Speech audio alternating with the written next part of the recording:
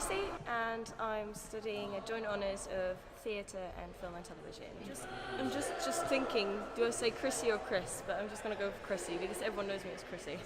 I've basically done gymnastics my whole life, and then I also did hip hop on the side and dancing, and then my club from home started doing cheerleading, so I joined there, and Aberystwyth was one of the choices why I came here, was because they had a cheerleading team, because I'm just so much into sports that I just wanted to keep up with it. In terms of competition, we are ourselves a competitive team, so this year we had 2 main routines, which consists of about 20 people.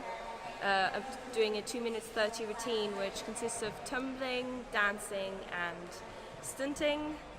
And we also have stunt groups, which are basically training right behind me, and they are working on a 1 minute 30 just purely stunting routine.